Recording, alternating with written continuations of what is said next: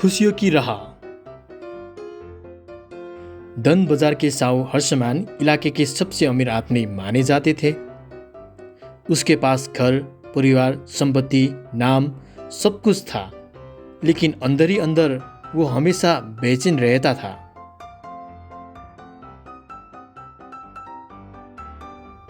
वो हमेशा एक योगी के भेष में चलने वाले लोगों के खुशी जीवन को देखकर अंदर ही अंदर बड़बड़ाते थे।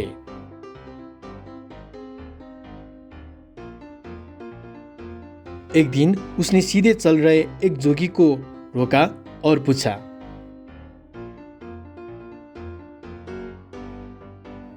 हे महाराज, मेरे पास भी संपत्ति, परिवार और मेरी जरूरत की हर चीज है, लेकिन मैं हमेशा बेचैन रहता हूँ।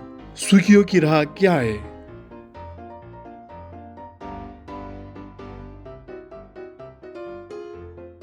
जोगी साहू को भी साथ ले गया।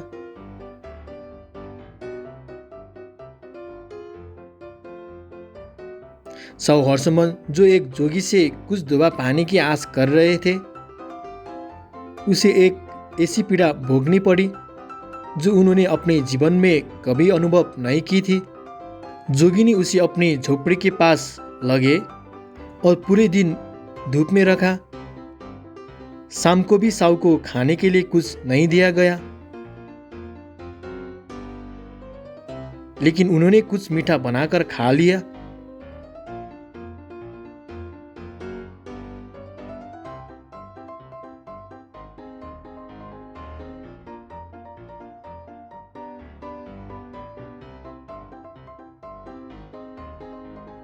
अगली सुबह साहू गुस्से में आ गया और जोगी को गाली देने लगा।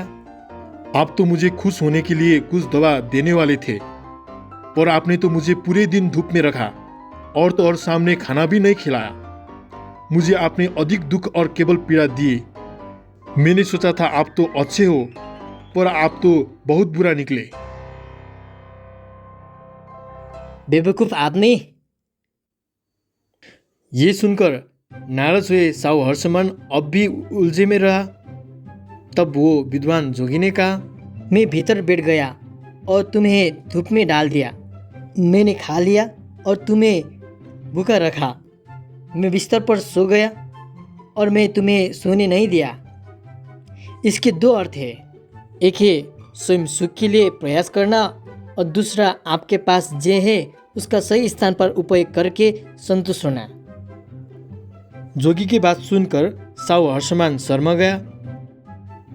अंत में जोगी की बात समझ भी गया और जोगी की शिक्षा की तरह अपने धन से गरीब दुखी को मदद करके अच्छी सी संपत्ति की इस्तेमाल करके खुशी जीवन जिए। कहानी की संदेश, बेवजह चिंता करने के बजाय जीवन का आनंद ले।